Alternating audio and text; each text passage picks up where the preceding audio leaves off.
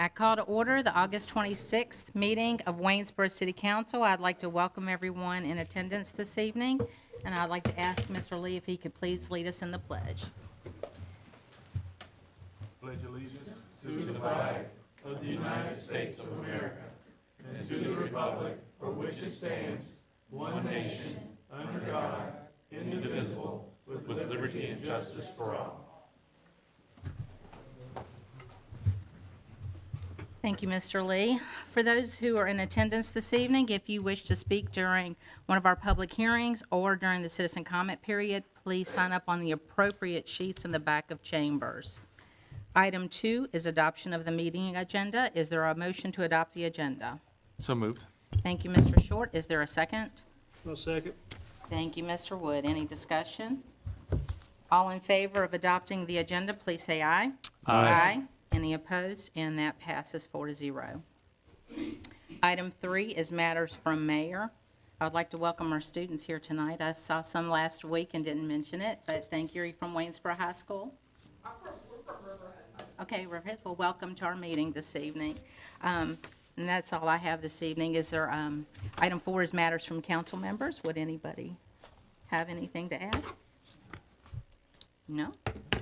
Apparently, the word's getting out on the street that Waynesboro's council meetings are better than the county board meetings, so we appreciate it. Either that or there was nothing better to watch on TV tonight. Well, actually, now that you mentioned that, I will sort of mention this. I was pretty excited about it. I just kind of stumbled upon it just for to mark the momentous occasion. We started our YouTube channel in August of 2016, and this month marked our 250th posting of a meeting. So I don't know if folks are gonna. That's the next, big binge watch compared to Netflix or otherwise, but really significant. I remember when the channel was first created. You can't get on, you can't do streaming content until you have 100 viewers, and so we were all like, "Can you please subscribe? Can you please subscribe?" And here we are now 8 years later at we're approaching 500 subscribers now, which I think is just a really cool thing and a great way for people to access local government and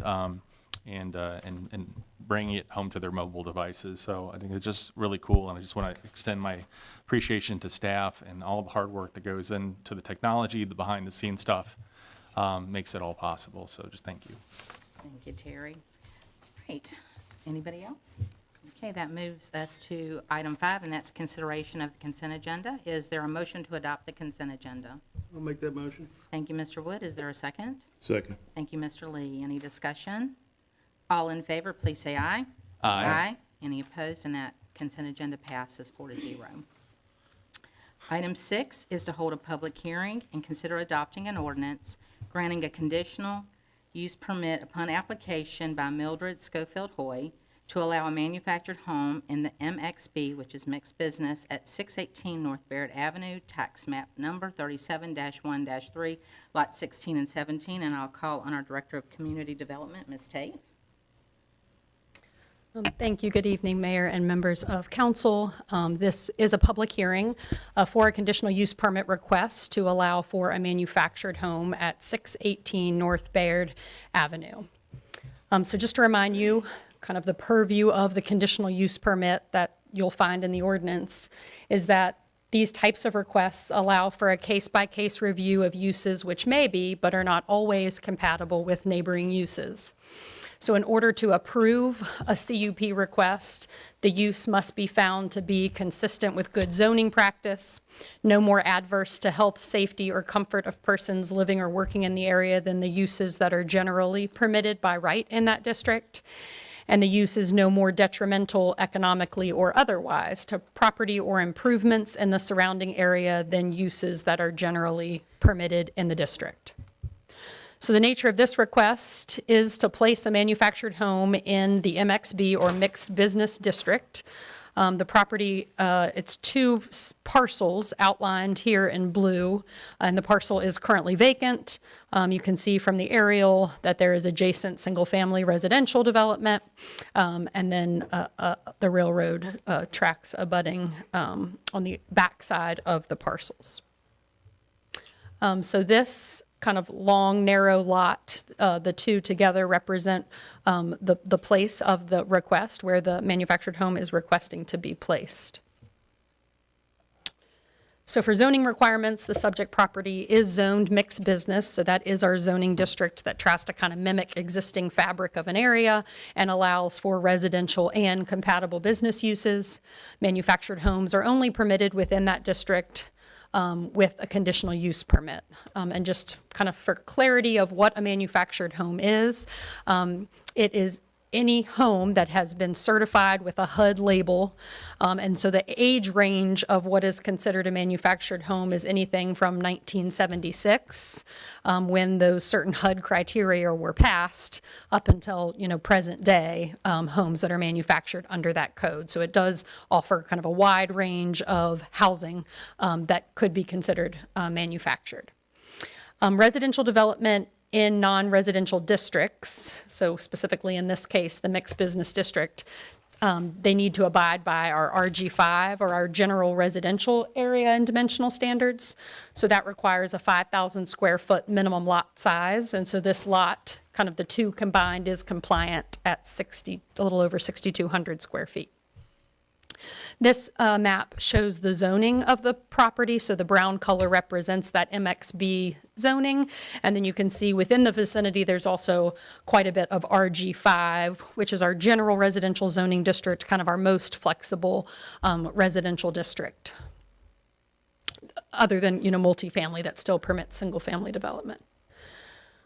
So our zoning requirements also have a specific section regarding manufactured homes, and it identifies that they shall be on a full foundation or completely skirted with materials that are approved by the building official, that they be set up and tied down in accordance with the standards that are set by the Virginia Uniform Statewide Building Code, and then lastly, that any kind of wheels, axles, towing apparatus, or transporting lights need to be removed prior to the final installation of the unit.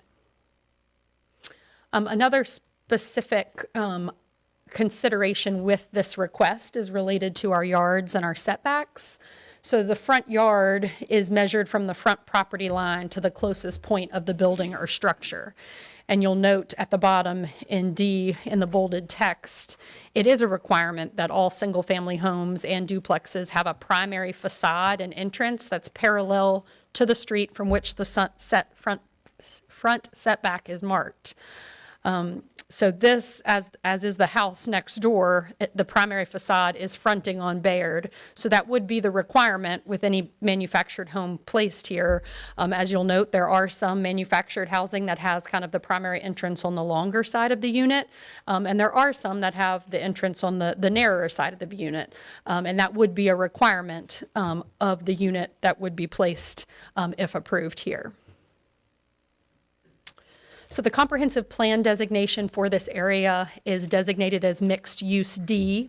And in the 2008 comprehensive plan, land use plan, mixed use D is located in the eastern portion of Waynesboro. Mixed use development would flank Commerce Avenue. And the corridor is suitable for commercial uses and various housing types. The plan also states that to revitalize Commerce Avenue, the plan calls for a mixed-use development. Proposed uses could include public parks, restaurants, convenience retail, and a variety of housing types. And that kind of is not specifically just to commerce, but kind of that wider mixed-use D area that also encompasses this property on Bayard. This shows the land use map designation within the comprehensive plan. So the yellow color is designated as medium density residential, and this kind of rust color is representative of that mixed use D area that I just described. So for this specific request, the owner of the property is interested in utilizing it for a rental property, and they do not have a specific unit picked out. So with that, it's difficult for staff to kind of make an assessment of how it may fit into those criteria of the conditional use permit, because the home could range from a home constructed in 1976 up until the present. So if the council would like to approve the request, staff would recommend including these 6 conditions, most of which are, I think all of which are ordinance requirements essentially, but just so that it is clear. And then the first goes to that primary entrance, that if there's a unit placed that doesn't have that primary entrance on the narrow facade, that they would need to alter the unit to provide that primary entrance, and that would need to be done within 180 days after the building permit to place that manufactured home is issued. And then you'll notice all the other ones are about code compliance in terms of building permits being needed for any changes to the existing unit. That relocation of any building or unit would comply with Virginia Construction Code, that obviously any placement of a unit would comply with the Virginia Property Maintenance Code, that all building code requirements would be addressed before a certificate of occupancy would be issued, and then lastly, those 3 kind of tenets laid out within our zoning ordinance about removing any kind of transporting equipment and having it either on a full foundation or skirted with materials that are approved. The Planning Commission did recommend approval of the request with these conditions, and I'm happy to answer any questions that you have. Are there any questions from council before I open the public hearing? No? I would just like to remind, thank you, Leslie, for that. I'd like to remind anybody that has signed up for this public hearing and the ones following that you'll be given 4 minutes to speak. We do have a clock up here. Once the light turns red, that means your 4 minutes is up. We ask that each participant please state your name and address for our public record. With that, I will open the public hearing. And Mr. Hamp, do we have anyone signed up to speak? So no one has signed up to speak. I'm not aware that the applicant is here. That's not, this is.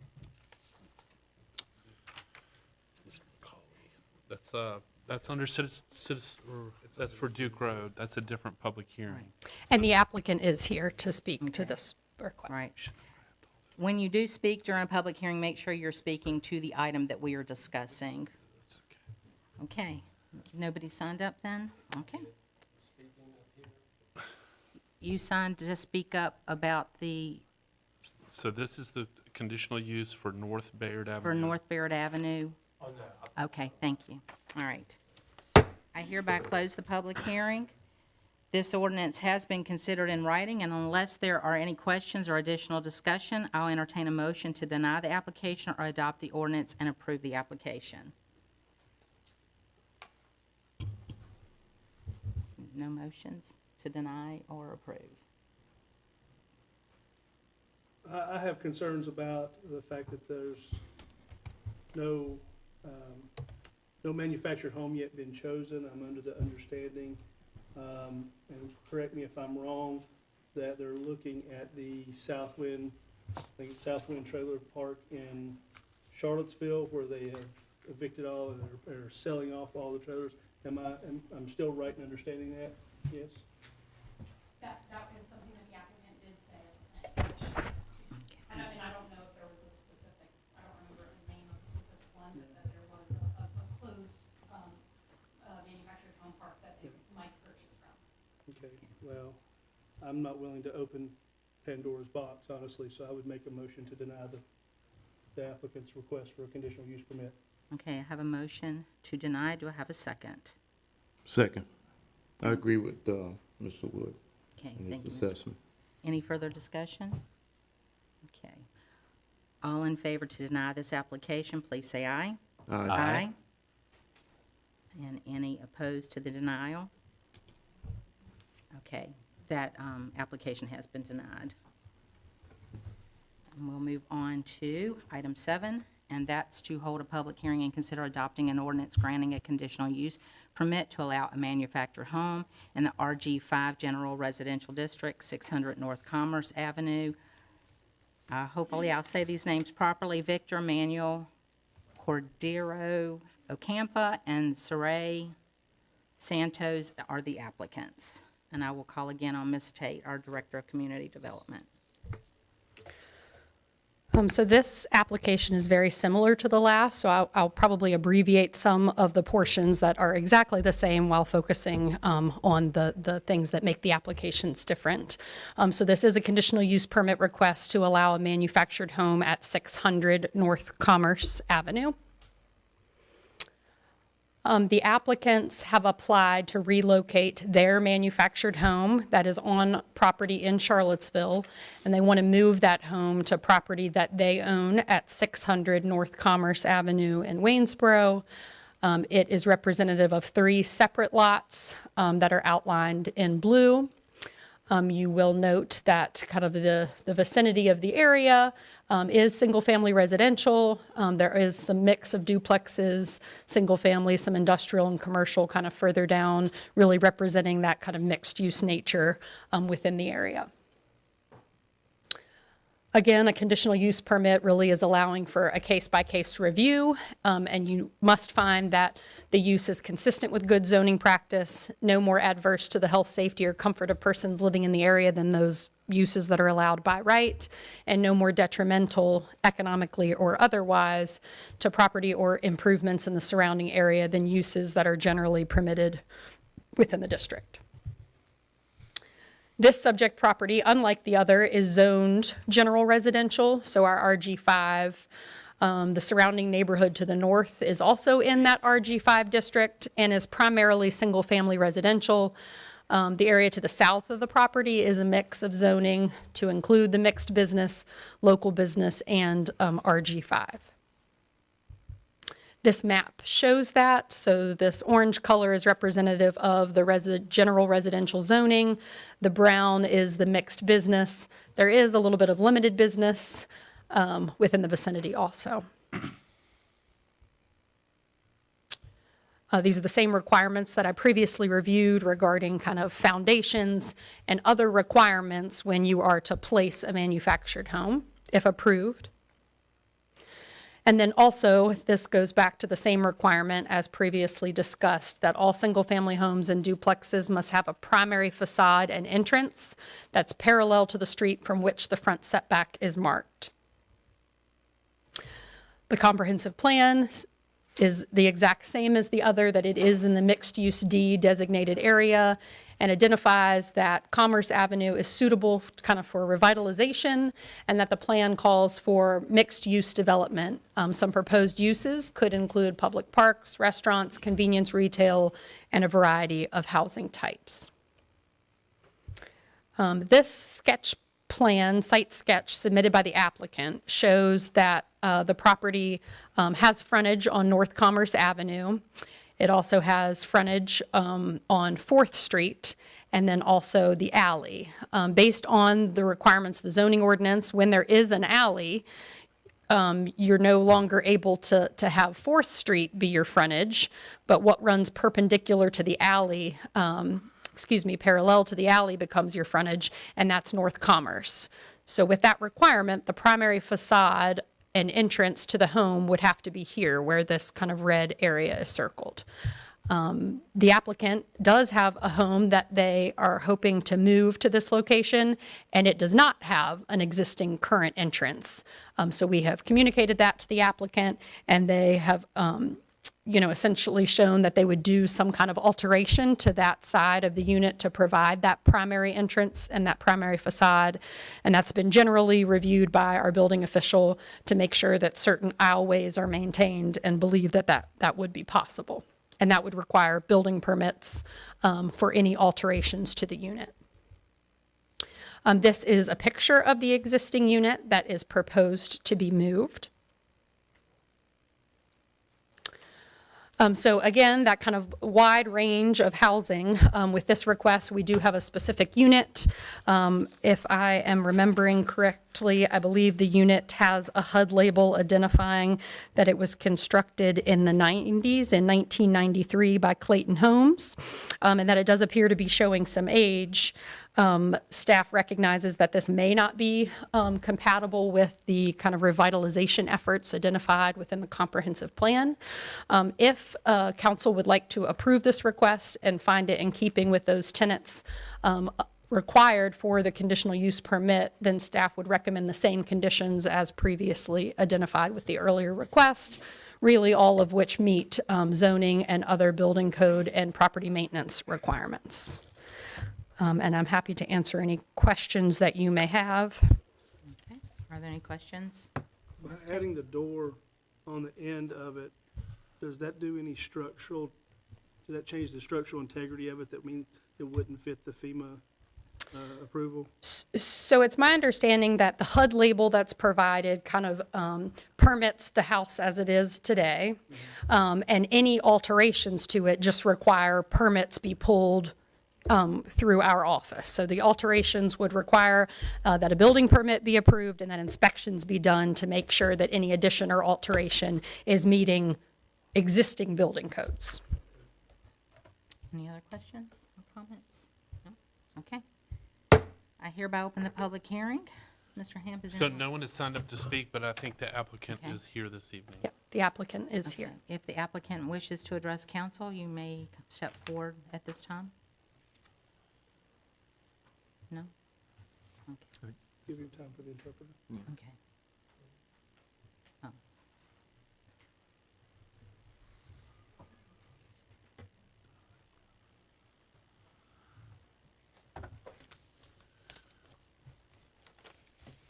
Hola, mi nombre es Víctor Cordero y yo y mi esposa somos los dueños de la trailer. Hello, my name is Victor Cordero, and myself and my wife are the applicants for this. Y hemos vivido ahí por más de 10 años We've lived over there for more than 10 years, y nos gustaría y sería de gran ayuda si podrían moverlo, traerla y mantener nuestro hogar. and we would appreciate it very much if you would allow us to move our trailer over here and maintain this place. Les agradecería a todos si podrían considerarla. And we would appreciate everything you could do to consider this. Es todo. That's all. Thank you. Gracias. Anybody else? So no one else has signed up to Okay. speak. Then I hereby close the public hearing. This ordinance has been considered in writing, and unless there are any other questions or additional discussion, I'll entertain a motion to either deny the application or adopt the ordinance and approve the application. So this one was difficult for me personally, but I don't believe that this particular applicant is meeting the revitalization that's going on in the area. For that reason, I'll make a motion to deny. Okay, I have a motion to deny. Do I have a second? I'll second that. Thank you, Mr. Short. Any discussion? Yeah, I just want to say that this is different than the other one, and it's not that we are looking at this for anything other than what it is, I mean, kind of what it is, and we have to look out for the neighbors and the area as far as the revitalization, as Councilman Lee said.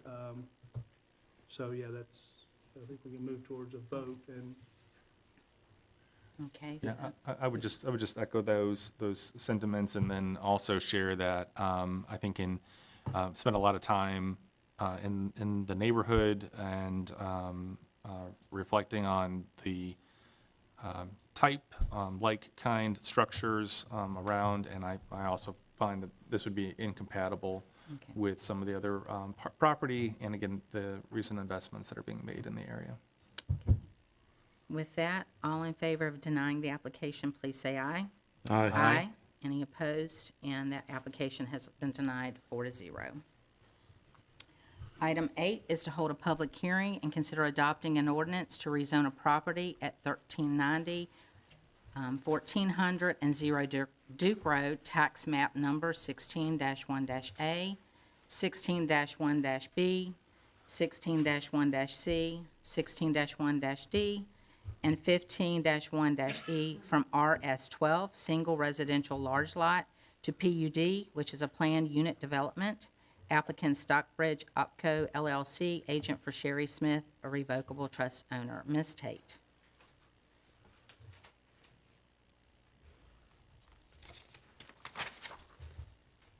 So this one will be a little bit longer of a presentation than the previous ones, as it is a rezoning request and even a unique rezoning request in that it's a planned unit development. So it requires that the applicant kind of write their own code of development, their own zoning ordinance, and lay out kind of all the specific uses of the property. So it will take a little bit more time to kind of get through all of those explanations and to go over kind of the phasing of the property and proposed phasing of the development. So this property is located off of Duke Road. You can see its relationship kind of within the city on the northern end. There is some existing multifamily development here. There is some existing approved townhouse development here off of Hopeman. And then this parcel outlined in red is representative of the entire acreage that would be included in this planned unit development request. So it is 147 acres, and it is home to the former Augusta County District home that is kind of fallen into disrepair on the property. You'll note that Ivy Commons, an ongoing development, abuts the property. Summit Towns, as previously mentioned, is an approved townhouse development that is currently being constructed. Parkway Village is an existing apartment complex. And then Hannah's Ridge, which is not directly adjacent, but is an approved single-family detached residential development off of Ivy Road as you're heading out of the city into the county. So that's representative of development within the area, and then obviously the existing Claybrook and Evershire also. So a little bit of background on the property. The property was intended to be a gift to the city for use as a park for passive recreation and conservation land. The general area was identified on the Comprehensive Plan's 2008 land use map as a future public park location. The city has concerns about kind of maintenance of property and liability of the old district home building if that property was to be gifted to the city. And then just some other general background information. The stream that runs through that 147 acres underwent restoration work, and a conservation easement has been placed on that stream and its boundaries, or a buffer around it. The city did enter into a memorandum of understanding in early 2023 with the applicant, essentially to examine the development potential of the property. That memorandum of understanding identified that there would be the provision of parkland in keeping with the comprehensive plan, that the applicant would be, or the developer would be responsible for the removal of the district home building, and that some kind of conservation of property elsewhere in the city kind of would be essentially a trade related to this request. So city staff has been working with the applicant since the fall of 2023 on their code of development. So obviously the complexity of these takes several iterations where staff is reviewing it not only for ordinance requirements, but kind of professional planning advice and how it might be more in keeping with the comprehensive plan and provide benefit to the city. So the applicants are requesting to rezone the property from its existing zoning designation of RS12, which is our large lot residential zoning district, to the planned unit development. So the current zoning on the property is single-family residential large lot, which would permit single-family detached residential development on 12,000 square foot lots. And that's one way that the property could be developed. Another way that the property could be developed under that existing zoning that's already on the property, RS12, is through something that the city has called cluster development, where essentially it is allowing for the preservation of certain important environmental features. Maybe it's steep slopes, maybe it's streams, wetlands. And so there's the ability to cluster development into certain areas to preserve that overall, or those environmental features. And that would allow up to a density of 3.5 units an acre if they utilize the cluster model. So that is what exists on the property today. What is the applicant what are they proposing that is different? They are proposing, I would say, what's similar to a cluster development option, but kind of goes a step farther in the fact that it's a planned unit development. So up front, the city kind of knows what the layout of lots will be, what different uses are permitted in different areas, what road connections are envisioned, and there's a little bit more upfront kind of vision that you're able to see around the property than if they were to kind of develop it by right under that cluster option. And it requires a code of development that lays out all the specifics of that development.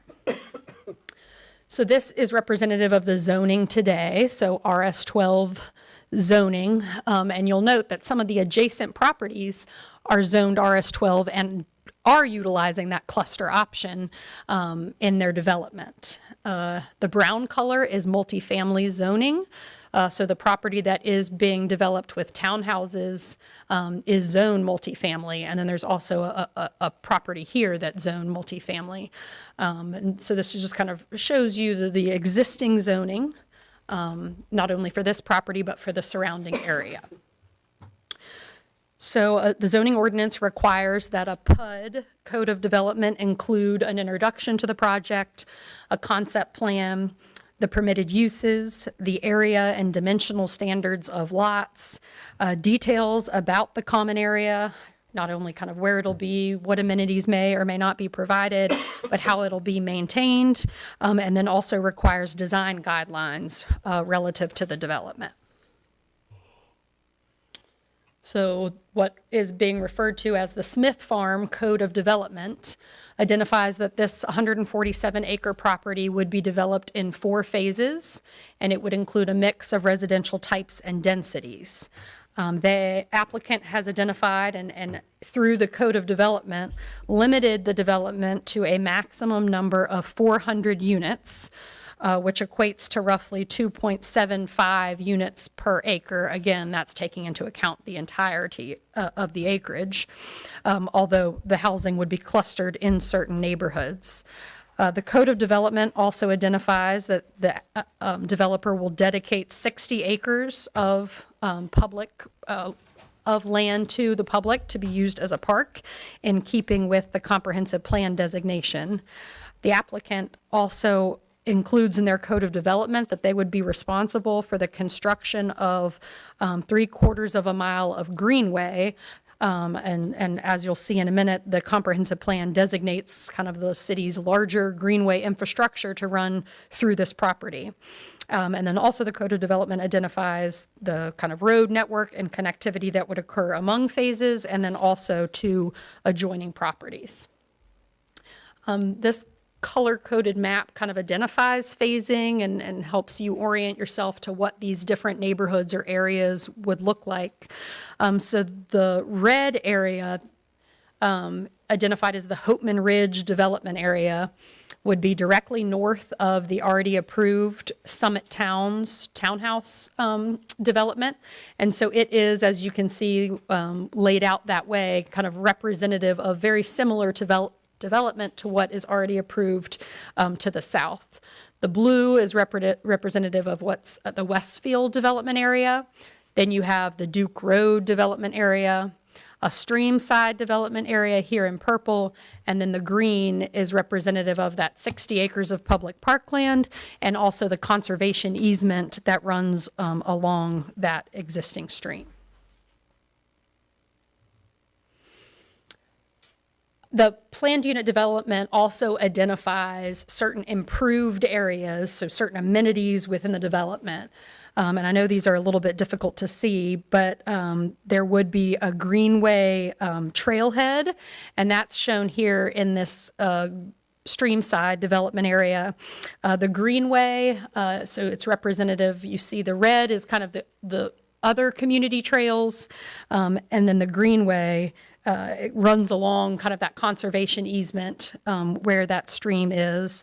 There's also places identified for playground areas, mini parks, community gardens. The red, as I mentioned, shows community trails, and then the area in the center to be that 60 acres of kind of dedicated public parkland.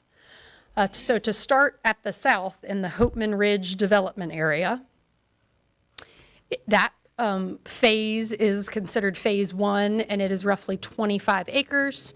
The maximum number of units that would be permitted within that phase would be 180 dwelling units.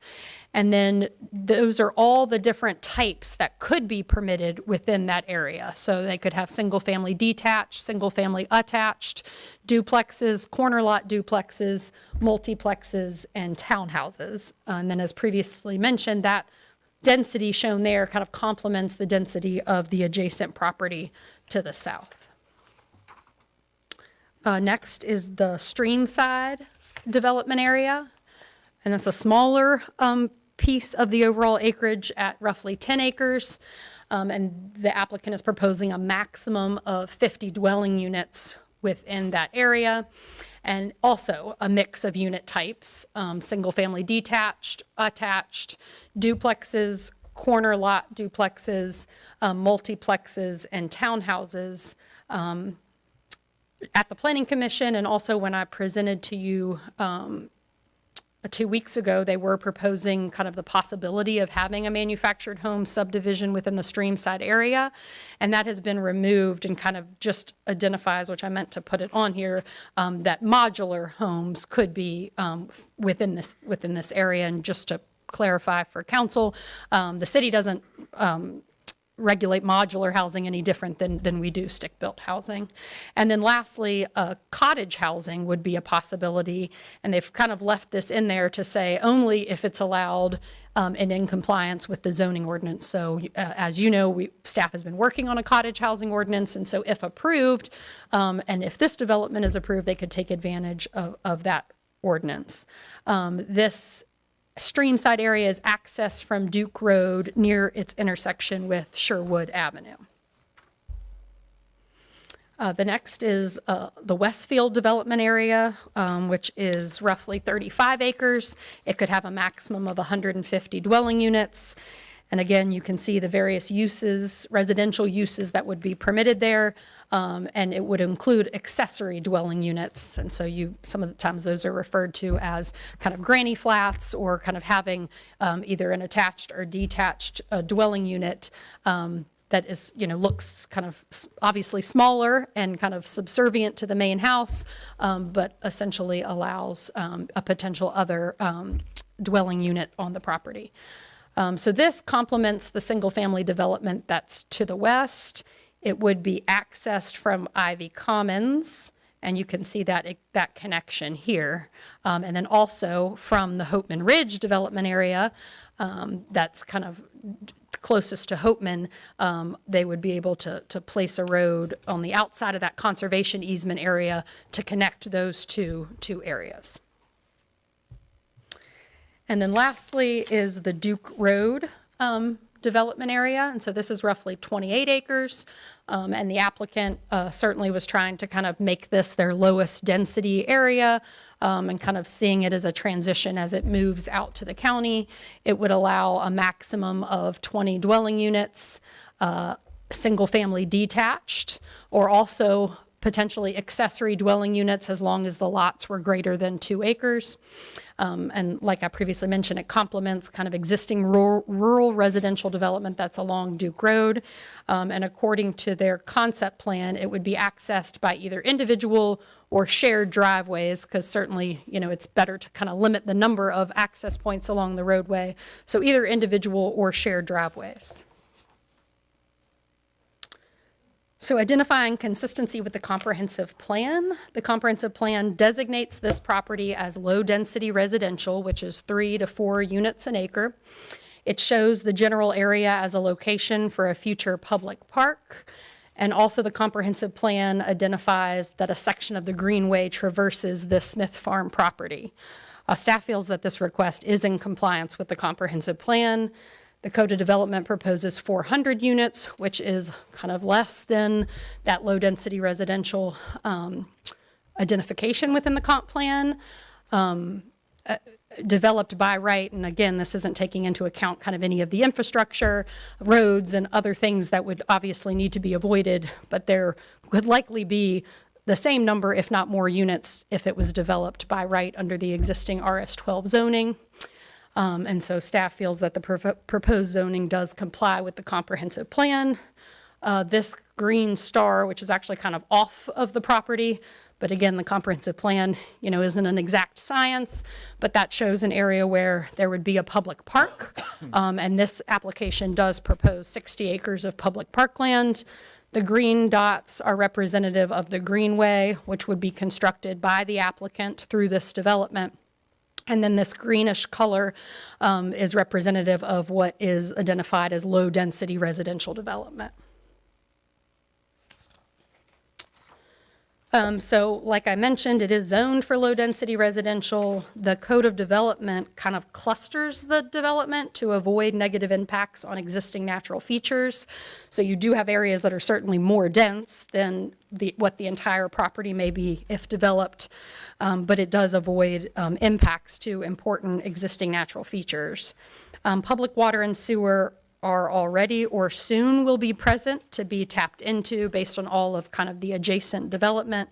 And the development of the property would lead to the demolition and removal of the old district home. The Code of Development proposes to protect the existing natural features in several ways. There's an existing conservation easement on the stream and wetland areas, the dedication of 60 acres of public parkland, kind of clustering of the development into areas, and then staff notes that there is an existing cemetery that will be preserved and protected. It would be maintained by the HOA and accessible from the community trails. As far as public infrastructure and kind of that transportation connection, as I mentioned, Hopeman Ridge and the Westfield development would be directly connected. Connections would also be provided to Summit Towns, the townhouse development that fronts on Hopeman to the south, and also Ivy Commons to the west. The Duke Road development area would be accessed from those individual or shared driveways, and then the Streamside development area would have a single entrance onto Duke Road near the intersection with Sherwood Avenue. There's also the possibility for future interparcel connections to the south and to the west. So you can see this connection here between these two development areas, this having kind of one singular access point, and then the Duke Road development area being accessed through the shared or singular driveways. There is this connection here to Ivy Commons, and then you can see here there would be the possibility for a future connection here, and if any development were to occur here, there'd be the possibility for that interconnectivity, which is important for the transportation network.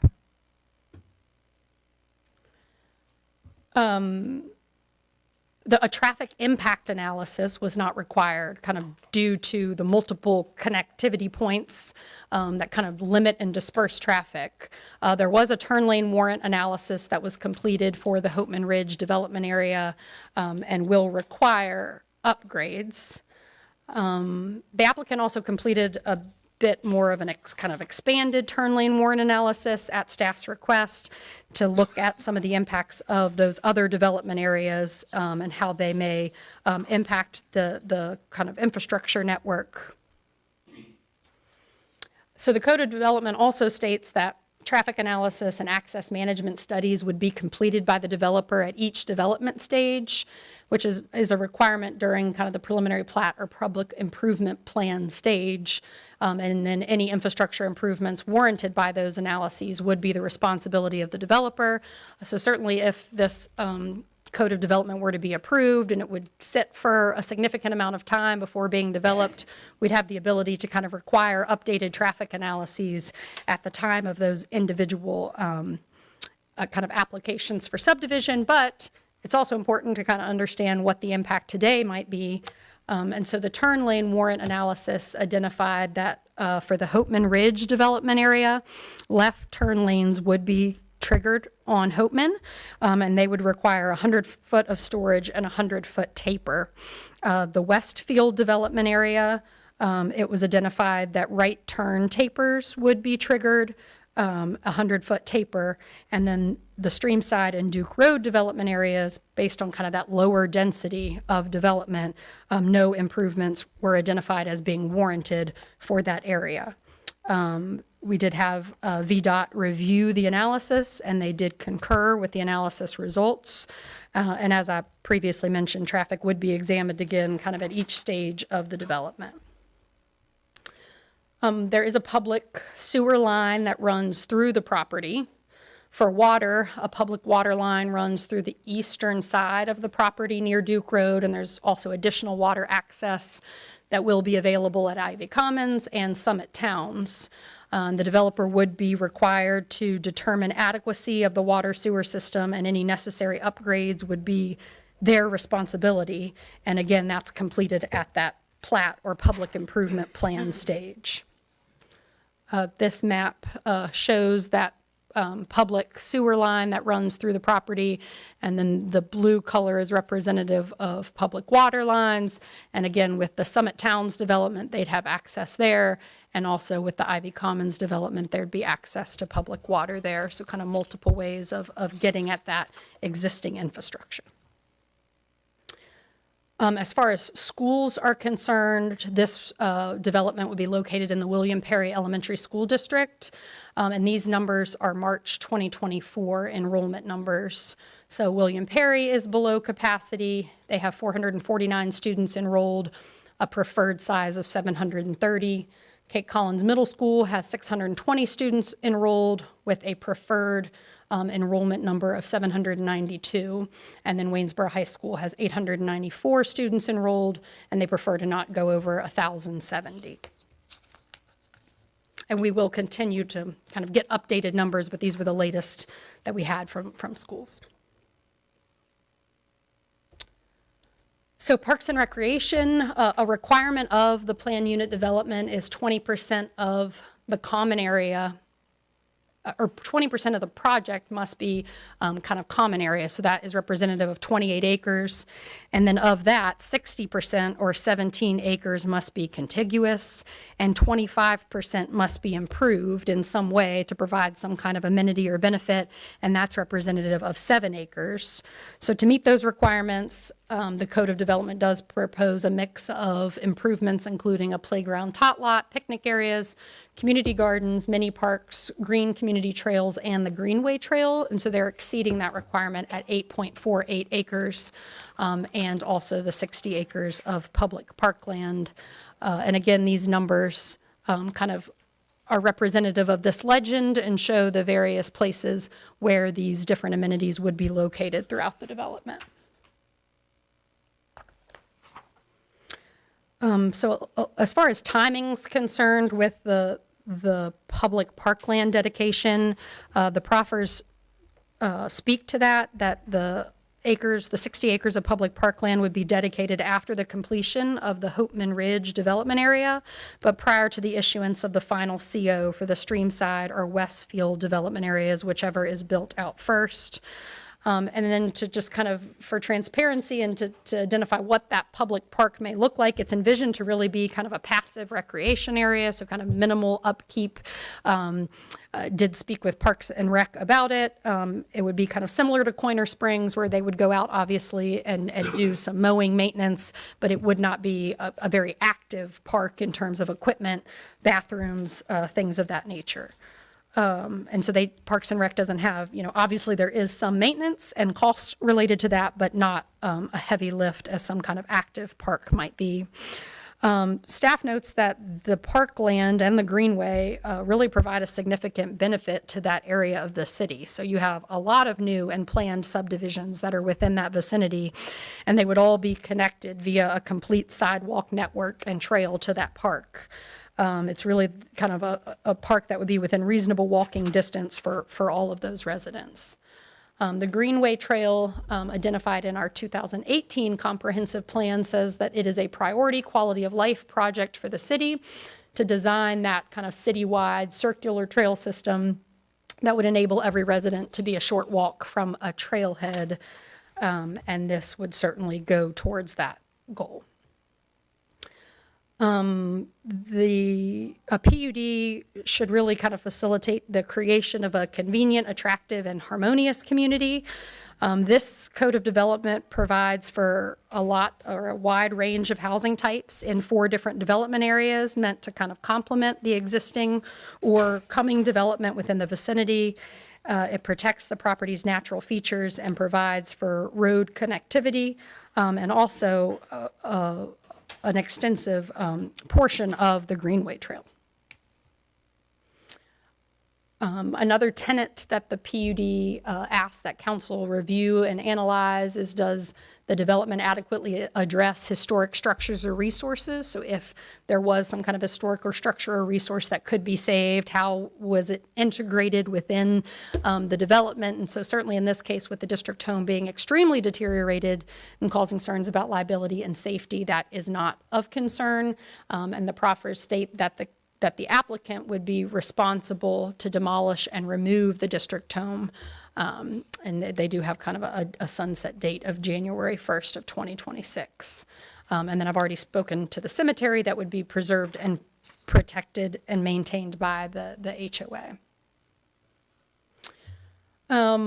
So to speak to affordable housing, staff doesn't have any kind of idea on the housing prices, but certainly when there's a mixture of types being allowed and a mixture of housing stock being permitted, then you could have the ability for more affordable housing. So staff notes that with them proposing potentially to utilize cottage, the townhouses, attached product, that if that is what the market is demanding at the time, that maybe there could be different price ranges offered within that entire 147 acres. And then staff notes that it's a step towards addressing, a regional, certainly state and larger, but a regional housing shortage that really is driving prices up. And then I will not read these, but I have covered them, I believe, and just will speak to them briefly, that these are the volunteered proffers that the applicant has provided, that the property is going to be developed in accordance with the plans that are within the Code of Development. Number 2 speaks to when the phasing essentially, or when the dedication of the 60 acres of public park land would be made. And I think that is trying to strike a balance between when the need would be there, because you'd have enough development within that area, and also, the city not wanting to kind of accept maintenance until of a certain time that it made sense. So that speaks to that timing. And then lastly, the last one about the district home building being demolished and properly disposed of within 90 calendar days of site plan or subdivision plat approval for the streamside development area, but in no event later than January 1st, 2026. The Planning Commission has held a public hearing and reviewed this request, and they do recommend approval of the Code of Development. And I am happy to answer any questions that you may have, and I know that the applicant is here this evening also. Are there any questions or comments from council before I begin the public hearing? No, I just appreciate the clarification on the future of the cemetery. I know I and perhaps all of us have received some interest and inquiry from some relatives of folks that had passed and were buried there. So I appreciate that clarification that it would be maintained and accessible. Okay. Anybody else? I hereby open the public hearing. Mr. Ham? So I don't know if the applicant wishes to speak. You're not obligated to speak, but if you. I'm happy to, but Okay. in the interest of time, we could. Okay. Okay. Keith Smith.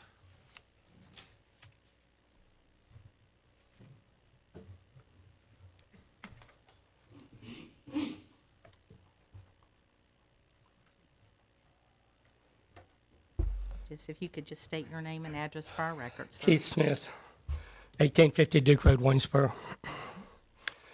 My wife and I own 73 acres of Mountain View Manor Farm, which is adjacent to the proposed PUD. No property owner is as adversely threatened by this PUD as we are, because we have a 3,000 common property line with the proposed PUD. Our self-sustaining farm consists of a pasture for cow, calf, and goat stock, in addition to a hayfield and a 2.5-acre pond, which is intensively managed for fisheries and wildlife habitat. Since city management is actively engaged in the development of this plan, we think it is highly unlikely you will reject it. I have a letter dated April 11, 2024 from the developer to the Planning Commission indicating as much. We ask you to consider our request without bias in spite of this fact. Some of the adverse effects of this PUD and Ivy Commons to our farm are, number one, last fall, 2 wires of our 4-wire high-tension fence surrounding our hayfield was cut by a vandal to gain easy access to our property where deer graze in abundance. A police report was filed. Last year, a calf was chased through 2 electric fences and into our pond where it drowned. After waiting 1 month for the carcass to float, I managed to fish it out.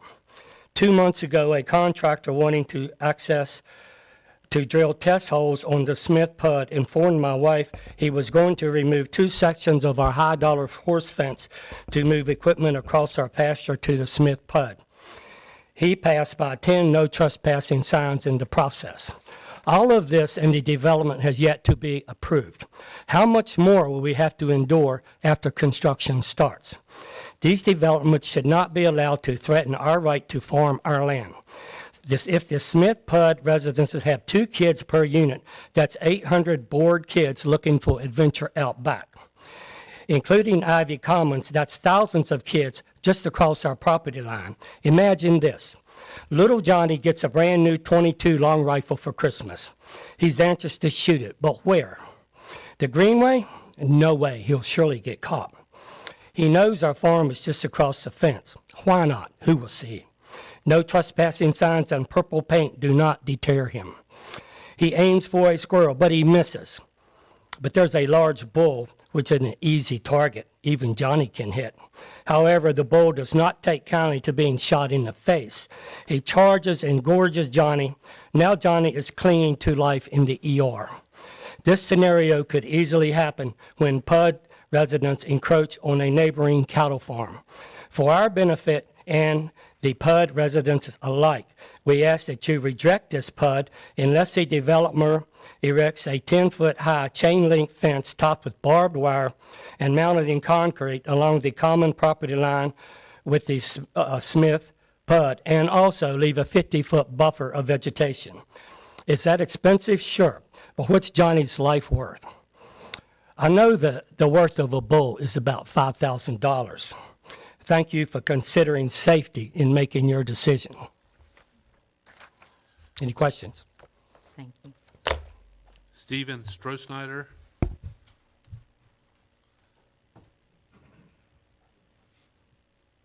Good evening. Stephen Strohsnyder. I'm a resident at 1720 Duke Road here in Waynesboro. And I'm not in support of this plan because I don't think it's the best plan of development for this area of the city. Part of that is the supply of townhouse development has already been met, I think, in our area. We've got other projects right there on Hopeman Parkway. I think that the city and the city council should be focused on developing neighborhoods in Waynesboro that are going to attract residents and make them want to stay here long term. If you're thinking about a neighborhood you want to move into, a single family large lot neighborhood is going to be preferable to the townhouse development. And so I think that we're making a trade-off that's not in the city's best interest. And I don't really see much reduction in the overall density under this PUD. You know, at the final Planning Commission meeting, the applicant stated that they had used a design that showed about 430 units could be built by right. A 30-unit reduction is not really a good trade-off. I think that the city council should ask to see that study before you approve this plan, before you decide that this plan is preferable. You might find that the developer really has less leverage than it might appear when you see the number of 463, which is not the number that they said is actually accurate. This current plan includes a large amount of green space, 60 acres, but it's going to be difficult to access. There's no public parking. And any connection to the Greenway, a resident's going to have to walk across Rockfish Road, have to walk across Hopeman Parkway to connect to the Greenway. That's not a safe plan for pedestrian. That Hopeman Parkway is a very busy road. The city is essentially going to be maintaining this amenity for the HOA members at the taxpayer cost. The people that live right there are going to walk to it. Nobody else in the city that's going to pay the taxes to maintain that 60 acres is going to have reasonable access to it. The streamside area, I think it would be wise if that would follow the same plan of development as the Duke Road area. The map showed 50 units on a single entrance on Duke Road. That single entrance is hidden by a hill and a curve. That is a bad idea to have that much traffic coming out of one hidden entrance. The less dense development on Duke Road would be a much wiser plan of development for that area and much safer for people living there and other people traveling in that area. And then finally, I'd requested that the council require this PUD to include a Class C vegetative buffer. I think under the current city zoning ordinances, the Class C is a 20-foot wide buffer. That's the largest vegetative buffer in the zoning ordinance. And I think that would be the best use or the best fit for this development. There are large mature trees along the boundaries of the Westfield development in particular. I know Mr. Smith's property is nearby. There's a long row of trees. The 20-foot wide vegetative buffer, I think, would help, would go a long way to making it fit into the area. Thank you very much. Thank you. Jesse Haber.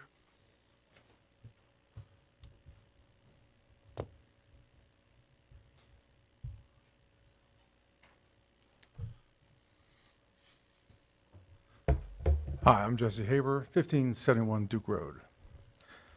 Some of my points were already covered, which is great. I really appreciate particularly what Mr. Stroessner was saying about the type of developments that would fit the space better, and especially the blind entrance there where the district home now stands, which is where Streamside would go. I have some other concerns about this development, and I'm obviously here speaking out against approval for it. The parkland, 60 acres of parkland, right? Sounds good, but as you heard, it's unimproved property. And there's a reason why they're giving this property to the city. It's because it's undevelopable. So when you talk about the capacity of the land by right, you're accounting for 60 acres that they really couldn't develop. So the real capacity is actually less than that.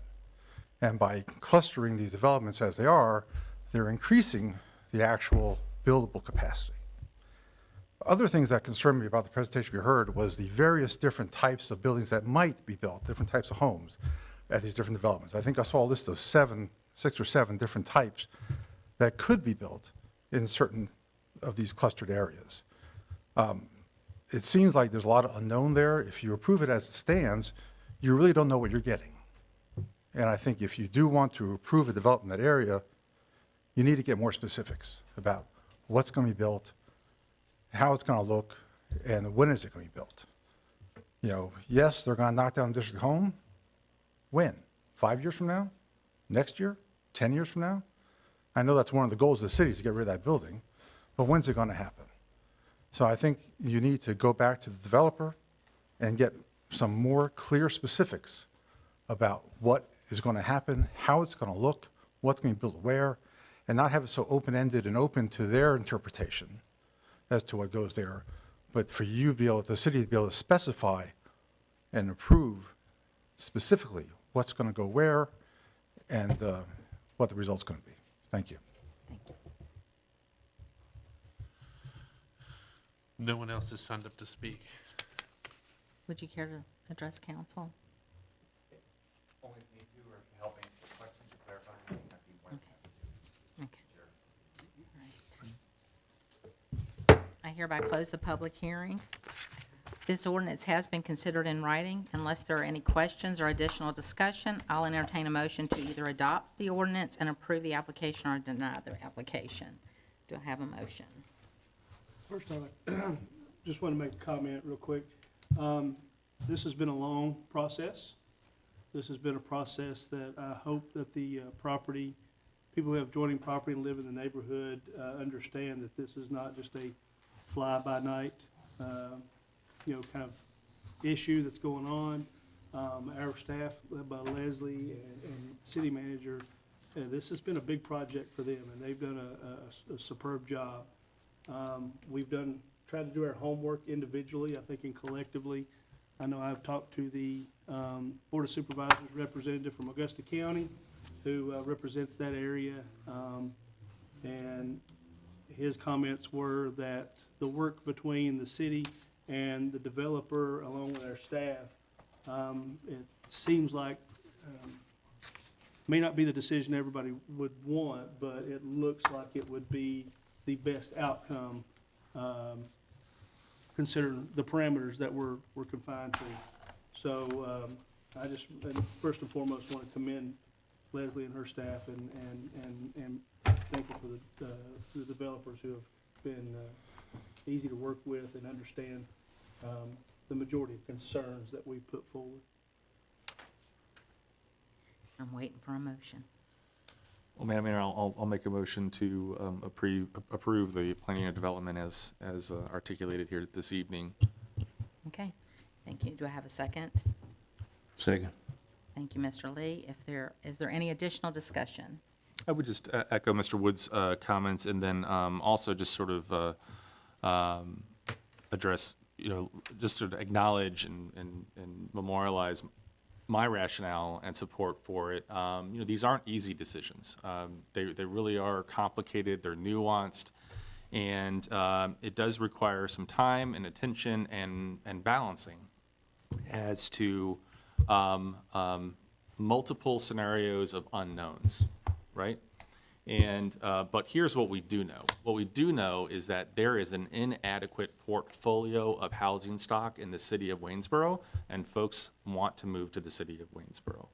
And so I appreciate the work that's gone forward, as Mr. Wood said, and the memorialization of, to the extent practical, of park space being available to our citizens and the neighborhoods.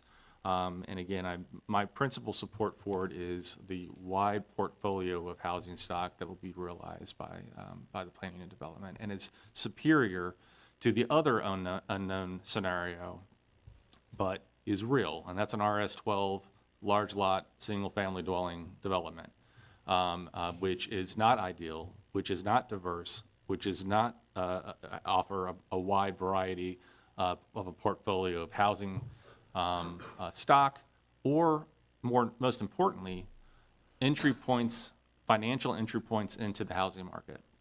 So, so for that reason, I'll be voting in support. I thank you, and I would also like to add that I do appreciate your comments, and I agree with my fellow council members on their comments, but I'd like to just take it a step further and say thank you so much for working with us on some of the concerns that we had about the development and making those concessions that reflect that. And I do appreciate that very much. People would have to understand the buy right aspect of it, because if the developer wanted to, they could come in and build whatever they want to. Bottom line. And they've been really good to work with us and try to understand the concerns and the needs of our citizens in our city. So they didn't have to work with us as much as they did. So for that, we're appreciative. All right, any other discussion? No, I agree. Thank you to the staff, to our legal counsel. I asked a lot of questions to make sure that I understood what was going on, and I'm confident that we're making the right decision. Okay, all right, with that, all in favor, please say aye. Aye. Any opposed? And that passes 4-0. Okay, moving on to item 9, and that's to hold a public hearing and consider adopting an ordinance relocating the Ward C polling precinct from 937 First Street, which is the pre-K center, to 1625 Ivy Street, which is Kate Collins Middle School. I would like to call on Ms. Jeffers, our voter registrar.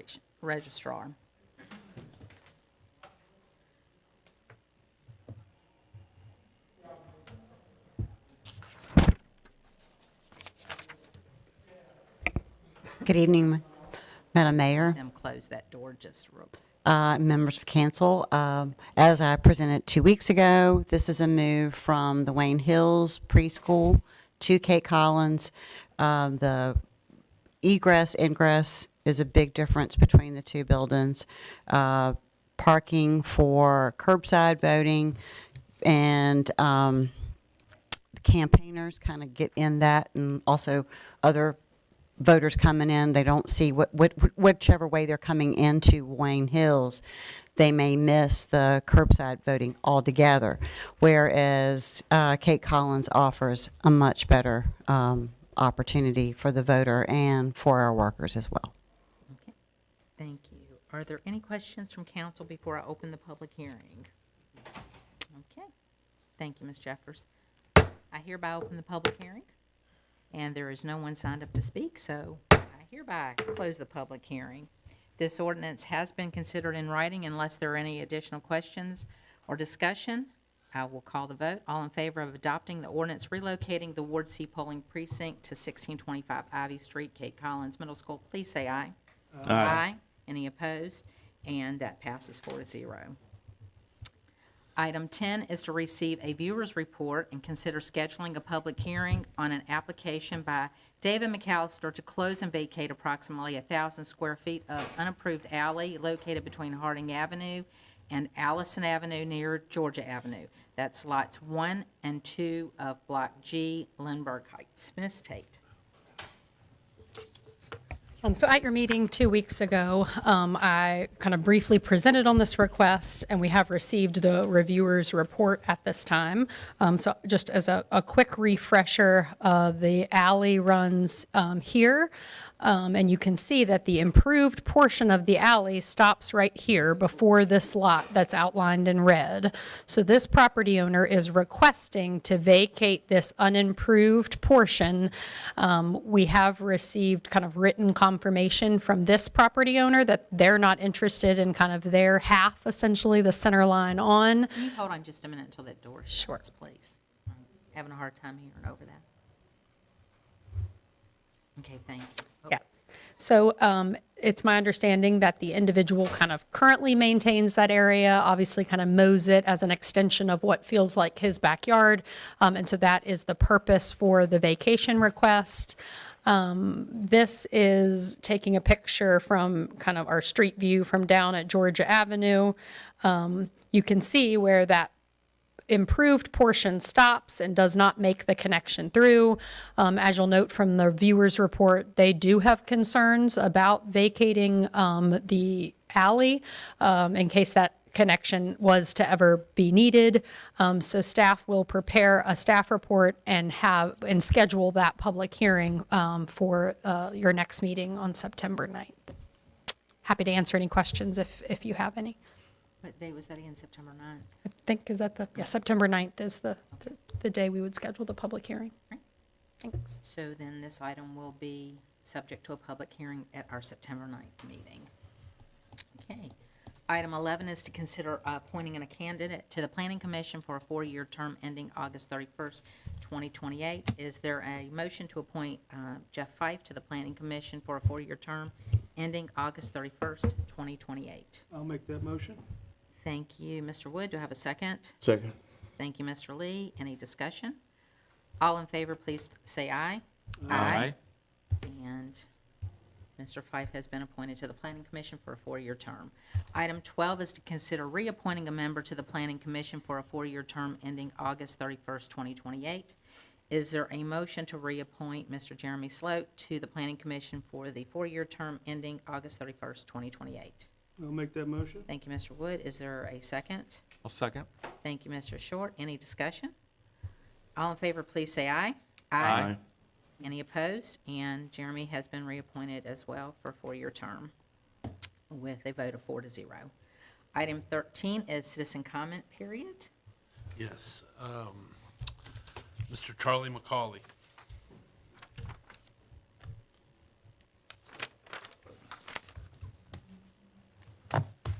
My name's Charlie McCauley. I live here in Waynesboro. On June 13th, I placed a phone call to Department of Parks and Rec Dwayne Jones to remind him that in 2023, all floral arrangements and other items were indiscriminately yanked out of the ground in the upper lots of Riverview Cemetery, which comprises about 90% of the cemetery plots. The lower 10% of the cemetery plots, where the rich, powerful, and elite are located, remained untouched. I lost a lot of money with all of my floral items being removed prematurely. I reminded Dwayne the same thing happened this year.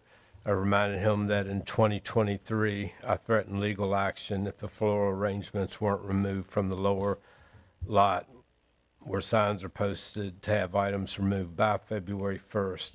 He complied with me and spent a lot of taxpayer dollars using TV ads, newspaper ads, installing more signs, and talking at city council meetings about families needing to remove all items. It was a complete success. But this year is much worse than last year, and I told this to Dwayne Jones, who said he would get back with me, and he never did, and this is 2.5 months later.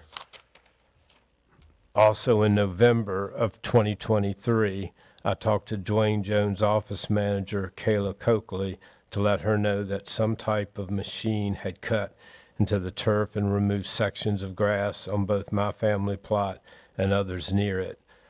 I told her it was too late for seeding, but please pass this on to Dwayne and have him call me about spring 2024 seeding. I never heard back from either one. Frustrated, I called my good friend and council member Bruce Allen, and he has really been a godsend. We've had numerous talks and walked the grounds of Riverview Cemetery. He knows where I'm coming from and said he would talk to City Manager Mike Hamp. It was brought to my attention that Mike Hamp walked the grounds of the cemetery and decided there were only about 3 or 4 plots that were non-compliant and they belonged to a Hispanic family. Let me tell you something, Mr. Hamp. I walked the same area you walked, and I found about 175 plots that were non-compliant, and they were all nationalities, not just Hispanic, which is really beside the point anyway. I don't know how you could miss all the flowers, statues, solar lights, spotlights, flags, golf clubs, golf balls, and mulch beds of shredded hardwood mulch, and large rocks in beds that extend 3 to 4 feet in front of the tombstones. Anyway, enough said. I have contacted an attorney and will seek legal action against the city and Department of Parks and Rec if I haven't heard back from anyone from the city council in the next 48 to 72 hours. Rules are rules, and they should apply to all, especially the rich, powerful, and the elite. Please call me anytime to resolve these issues, or maybe we just need a new set of fresh eyes starting at both the top of the city government and the Department of Parks and Recs. Thank you for your time. Anybody else? No, ma'am. Okay. That brings us to item 14, which is communication, correspondence, and calendar. Ms. So I have one item this evening, and that pertains to the use of viewers to evaluate requests to close and vacate right away. The council is likely aware that in recent applications, it's been challenging to identify a sufficient number of qualified and available viewers. We've talked to our legal counsel about this, and the city's reliance on viewers is somewhat unique in the Commonwealth, and there is an alternative process by which the staff would evaluate the request, much as we do other land use applications, and bring a report to council for your consideration. So this evening, I'd like either council to provide affirmation that you'd like staff to spend some time evaluating and developing such a process for your consideration, or simply prompt you to think about that if you're open to that alternative, and let us know at a later time, and we'll work on it. I'd like to give it some thought before I make a decision, and maybe see if we can come up with some suggestions for more viewers. All right, and that's all from you? Okay, so item 15 is a motion to adjourn. Who will do Mr. Allen's bidding tonight. So moved. Thank you, Mr. Short. Do you have a second? Yes, you do. Thank you, Mr. Wood. All in favor, please say aye. Aye. We are adjourned.